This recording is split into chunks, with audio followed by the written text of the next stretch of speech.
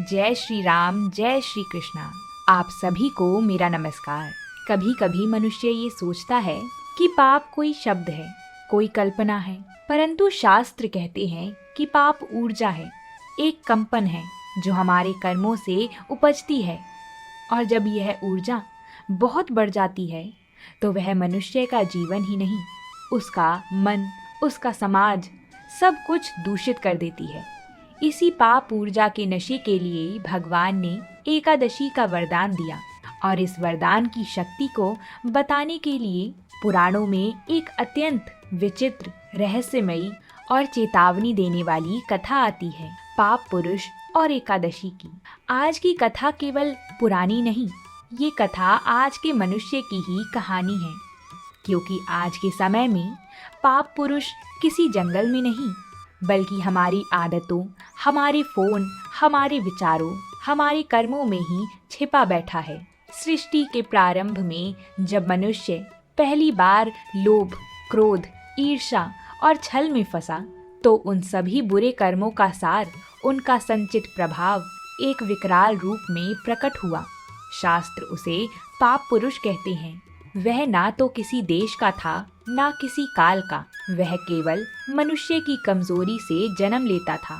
जहाँ जहाँ मनुष्य स्वार्थ में डूबा, वहाँ वहाँ पाप पुरुष और भी बलवान होता गया। और एक समय ऐसा आया जब पृथ्वी पाप पुरुष के बोझ से कांप उठी। ऋषि मुनि, देवता और साधु सब भयभीत हो गए। सब बोले, हे भगवान, मनुष्य के पाप बढ़ रहे हैं, इस पाप पुरुष को रोकने का उपाय बताइए। तब भगवान विष्णु सभी देवताओं के बीच प्रकट हुए। उनके मुख पर अद्भुत शांति थी। उन्होंने कहा, पाप मनुष्य के भीतर से ही जन्म लेता है और उसका नाश भी मनुष्य के भीतर से ही होगा। मैं इस पृथ्वी पर एक ऐसी शक्ति भेजता हूँ जो आने वाले कलयुग के लोगों का भी पाप क्षय कर देगी। और उसी क्षण प्रकट हुई एक दिव्य नारी, उज्जवल, तेजस्वी, शांत। उनका नाम था एकादशी। पाप पुरुष उसके तेज को देख सहन नहीं कर पाया। जहाँ वह खड़ी हुई, वहाँ की हवा पवित्र, वातावरण शांत और मन स्थिर हो गया। वह पाप पुरुष वहीं भस्म होने लगा। दोस्तों, यह कहानी सिर्फ पुराणों की नहीं है। आज भी पाप पुरुष जन्म लेता है, लेकिन आज वह जंगल में नहीं, बल्कि 24 घंटे की भागदौड़ में, फालतू गुस्से में, लालच में, नफरत में, अशांत नींद में, बिगड़ते रिश्तों में, व्यसनों में चुपचाप बढ़ रहा है। आज का पाप पुरुष दिखता नहीं, पर थकान के रूप में, चिड़चिड़ाहट के रूप में, भय के रूप में, ध्यान की कमी के रूप में, अकेलेपन के रूप में आपके चारों तरफ फैला हुआ है। यहीं से एकादशी की शक्ति आज भी आरंभ होती है। एकादशी केवल उपवास नहीं, यह मानसिक शुद्धता, भावनात्मक शुद्धि, जीवन ऊर्जा की पुनर्स्थापना है। शास्त्र कहते हैं, उपवास शरीर को हल्का करता है, जप मन को साफ करता है, दान करना हृदय को विस्तृत करता है, संयम पाप की वृद्धि को रोकता है, कम भोजन तामसिक प्रवृत्तियों को खत्म करता है। और जब ये चारों मिलते हैं तो पाप पुरुष भीतर से जलने लगता है। कथा कहती है, जब पाप पुरुष एकादशी के सामने तड़प रहा था तो वह भगवान के चरणों में गिरकर बोला, प्रभु, यदि मैं नष्ट हो गया तो जो मनुष्य पाप करते हैं उनका भार कौन उठाएगा? मैं तो उनके कर्मों का वाहक हूँ। भगवान मुस्कुराए, बोले, मनुष्य के कर्मों का फल उन्हें ही भोगना है। तू केवल उनके अज्ञान से बढ़ता है। एकादशी उन्हें ज्ञान देगी और तुझे नष्ट करेगी। तब पाप पुरुष विलाप करता रहा।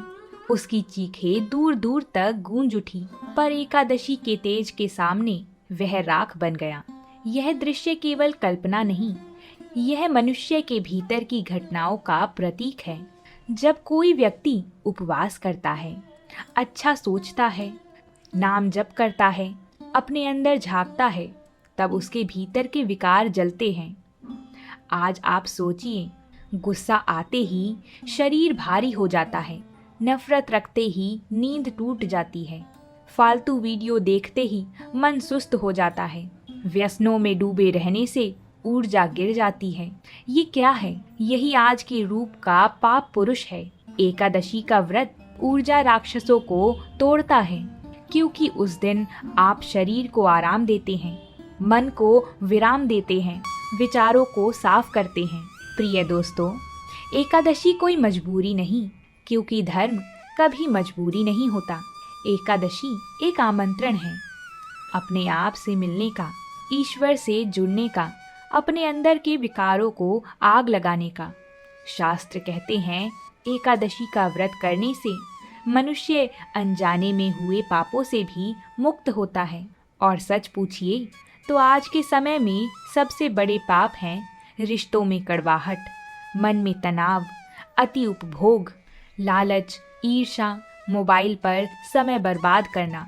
एकादशी इन सब से बाहर निकलने का मार्ग है। जब पाप पुरुष अंततः भस्म हो गया तो देवताओं ने कहा, प्रभु, यह शक्ति अब किसके पास रहेगी?